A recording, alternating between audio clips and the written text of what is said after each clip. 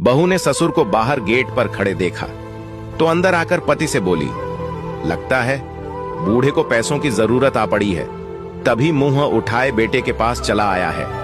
अपने पेट का गड्ढा तो भरता नहीं, अब घर वालों का कहां से भरोगे। पत्नी के जले कटे वचन सुनकर भी वह चुपचाप दरवाजा खोलने चला गया। पिता के झुककर पैर लगा तो उन्होंने हमेशा खुश रहो का आशीर्वाद दिया। पिता उसके साथ भीतर आते हुए बोले, बहुत कमजोर हो गया है, बीमार है क्या? वह बोला, नहीं बापू, मौसम बदल रहा है ना, इसलिए थोड़ा वजन कम हो गया है। फिर उसने कमरे से खटिया निकालकर छोटे से चौक में रख दी। बापू खाट पर बैठकर इधर उधर देखने लगा। फिर बोला, बच्चे स्कूल गए होंगे शायद? वह बोला, नहीं बापू, आज छुट्टी है, बाहर खेल रहे हैं। किवाड़ की ओट में खड़ी बीवी का दिल किया बोलकर बता दे कि कोई छुट्टी वृट्टी नहीं है। फीस न भर पाने के कारण स्कूल वालों ने उन्हें स्कूल से निकाल दिया है। मगर बड़ी मुश्किल से उसने खुद को चुप रखा। इतने में बाहर से आकर दोनों पोते और पोती दादा के गले लग गए। दादा उन्हें प्यार करने लगे। जेब में से मूंगफली की मुट्ठी भरकर दोनों बच्चों को देने लगे। बच्चों के शरीर पर पुराने और टांके लगाए हुए कपड़े देखकर बाप से बेटे की हालत छुपी न रह सकी। बाप पढ़ा लिखा नहीं था, मगर आंखों से दुनिया देखी थी। वह सब समझ रहा था। बहू चाय बना लाई थी। ससुर पहला घूंट भरते ही समझ गया कि ये नेचुरल दूध तो बिल्कुल नहीं है।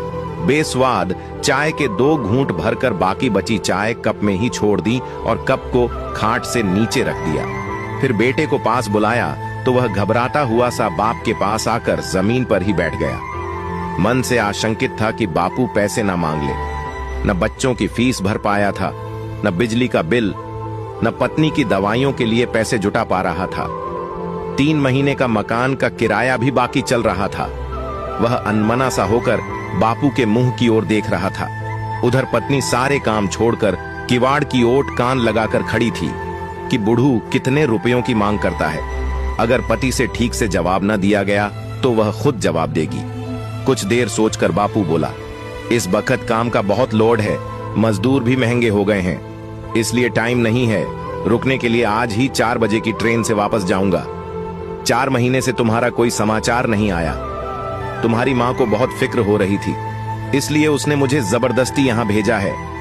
मैं तुम्हारा बाप हूं, मुझे मालूम है जब तुम परेशान होते हो तभी ऐसा करते हो।